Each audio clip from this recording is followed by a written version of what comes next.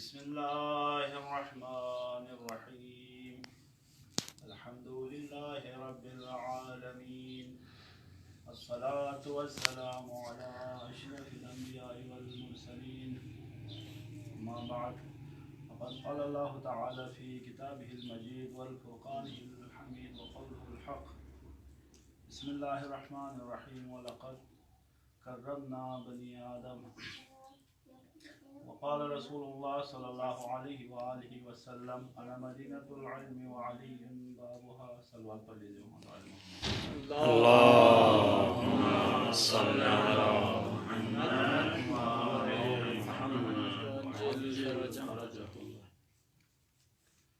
خداوند عالم نے انسانوں کو خلق فرمایا اس روئے زمین پر، اور انسانوں کو خلق کرنے کے بعد خداوند عالم نے مقصد خلقت بھی بیان فرمایا، جیسا کہ قرآن مجید میں ارشاد ہوتا ہے وَمَا خَلَقْتُ الْجِنَّ وَالْإِنسَ إِلَّا لِيَعْبُدُونَ، یعنی غرض خلقت انسان ہے کہ خدا کی عبادت کرنا، خدا کی بندگی کرنا۔ انسان خدا کی بندگی تب کر سکتا ہے جب اس کو معرفت خداوند ہو، جب خدا کی معرفت اگر انسان میں ہو تب وہ جا کے خدا کی جو معرفت کر سکتے ہیں۔ اگر انسان کو خدا کی معرفت نہ ہو تو وہ در واقع عبادت بھی نہیں کر سکتے۔ یہی وجہ ہے بعض مفسرین نے وَمَا خَلَقْتُ الْجِنَّ وَالْإِنسَ إِلَّا لِيَعْبُدُونَ، لیعبدون سے مراد یہاں پہ لیعرفون مراد لیا ہے، یعنی لیعرفون، یعنی در واقع انسان کو خلق کیا گیا ہے تاکہ وہ خداوند عالم کی جو ہے معرفت حاصل کر سکے۔ تمام انبیاء کو اس دنیا میں بھیجے گئے ہادی کے طور پر، سب نے یہی توحید پہنچانے کی کوشش کی۔ سارے انبیاء حضرت آدم علیہ السلام سے لے کر حضرت خاتم تک تمام انبیاء کی یہ کوشش رہی کہ توحید کو لوگوں تک پہنچا دیں، اور اس کے بعد ائمہ علیہ السلام کا سلسلہ شروع ہوا۔ اماموں نے بھی یہی کوشش کی کہ توحید کو لوگوں تک پہنچا دیں۔ یہی وجہ ہے کہ ظاہراً جنگ صفین میں جنگ عروج پہ ہے تو ایک آ کے جو ہے سوال کرتے امام علی علیہ السلام سے توحید کے بارے میں، تو امام اس کو توحید بتا دیتے جنگ روک کر۔ یعنی یہاں سے سمجھ آتے ہیں کہ کتنی اہمیت ہے توحید کی۔ معصوم سے سوال ہوا کہ توحید کسے کہا جاتا ہے، خدا کے ہونے کی کیا نشانی ہے؟ تو وہ جواب ملتا ہے کہ کبھی دریا میں سفر کیے ہیں؟ تو کہا جی یہ اپنے رسول اللہ دریا میں سفر کیا۔ کشتی کو سوراخ ہو کے غرق ہونے کے نزدیک ہوا تو کہا کہ جی ایسا بھی ہوا ہے۔ تب فرمایا کہ جب ساری امیدیں انسان کے لیے ٹوٹ جائے تو آخری امید اگر انسان کے لیے ہو تو وہی امید کا نام کیا ہے جی؟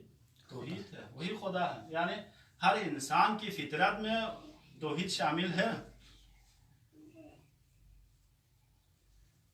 ہر انسان کی فطرت میں توحید شامل ہے۔ اسی لیے فرمایا کہ انسان کو خلق کیا گیا ہے فطرت اسلام پر۔ اب وہ انسان کے اپنے ہاتھ میں ہے کہ وہ اس فطرت سالم کو جو ہے ختم کر لیتا ہے اور بت پرستی اور شرک کی طرف چلا جاتا ہے۔ یہ انسان کے اپنے ہاتھ میں ہے۔ وَإِلَّا اگر انسان کی فطرت سالم سے اگر سوچا جائے تو وہ انسان جو توحید پرست ہے۔ ہر انسان کے ذہن میں، ہر انسان کی فطرت میں توحید شامل ہے۔ اب خداوند عالم نے انسان کو دنیا میں بھیجنے کے بعد انبیاء علیہ السلام کو بھیجے گئے تاکہ صحیح راستے پہ انسانوں کو ڈال سکے، صحیح نہج پہ انسانوں کو لے جا سکے، اور خداوند عالم کے فرامین کے مطابق انسان جو ہے زندگی کر سکے۔ اسی وجہ سے انبیاء بھیجے گئے۔ تمام ہر زمانے میں انبیاء کے لیے علوم خداوند عالم نے عطا کیے گئے۔ ہر زمانے کے لحاظ سے انبیاء علیہ السلام تمام انسانوں سے جو ہے افضل تھے، تمام اس وقت کے تمام انسانوں سے وہ اس زمانے کے امام جو ہے افضل ہوا کرتے تھے۔ यही वजह है कि अंबिया अलैहिस्सलाम अपने दलाइल के ज़रिए से लोगों को कायल करते थे, अपने मौजिज़ात के ज़रिए से लोगों को कायल करते थे।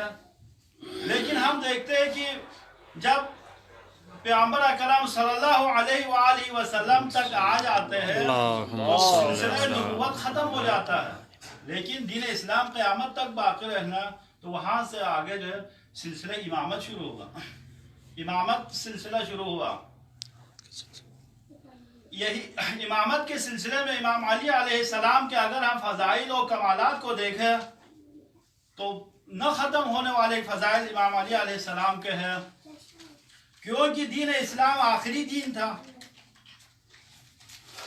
दीन इस्लाम आखिरी दीन है, इसके बाद कोई दीन ने नहीं आना। कुरान मजीद जो है आखिरी किताब है, इसके बाद कोई और किताब ने नाजिल नहीं होना, लेकिन इसको क़यामत तक पहुँचाना भी है। ये अहले बैत अलैहिस्सलाम ने ये काम कर दिखाया। इब्न अब्बास से रवायत है, क़ाल रसूलुल्लाह सल्लल्लाहु अलैहि वसल्लम लौ अन्नल ग़ियाज़ अक़लामुन वल बहर मिदादुन वल जिन्न हुस्साबुन वल इंस कुत्ताबुन मा अहसू फ़ज़ाइल अली इब्न अबी तालिब अलैहिस्सलाम। अगर सारे दरिया सियाही बन जाए, सारे दरख्त कलम बन जाए और तमाम जिन हिसाब करने वाले बन जाए, इंसान सारे कायनात के इंसान अगर हिसाब करने वाला बन जाए, तब भी मौला अली अलैहिस्सलाम के फ़ज़ाइल का इहाता नहीं कर सकते इंसान।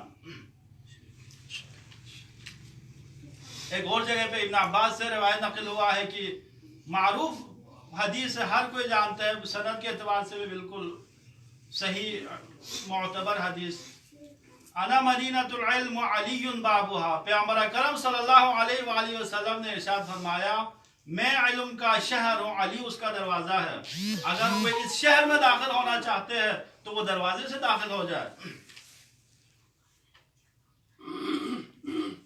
इमाम अली अलैहिस्सलाम, जैसा कि अर्ज़ हुआ कि तमाम अंबिया के लिए उस ज़माने के हिसाब से इल्म दिए गए खुदा आलम ने, लेकिन अली इब्न अबी तालिब के लिए मुख्तलिफ रिवायतों में नक़ल हुआ है कि तमाम अंबिया के उलूम इमाम अली अलैहिस्सलाम के सीने में ज़म थे।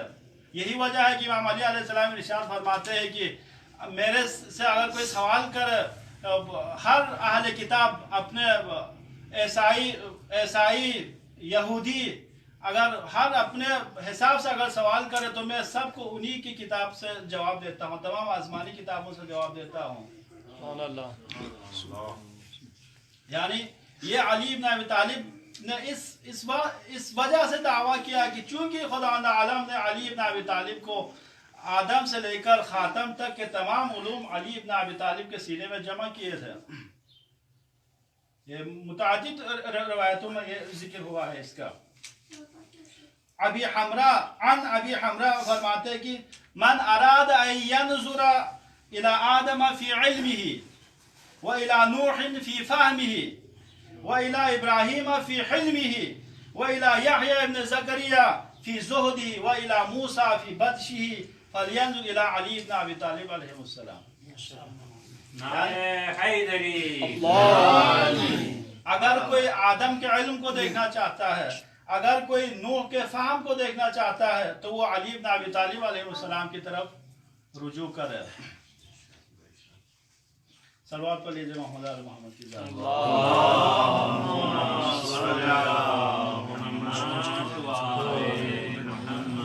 ये मेरा एक तकरीर का एक हिस्सा ख़त्म हो गया। इंशाअल्लाह तकरीर का दूसरा हिस्सा आप लोगों की खिदमत में, दूसरा हिस्सा रोज़ जुमा है, वैसे दूसरा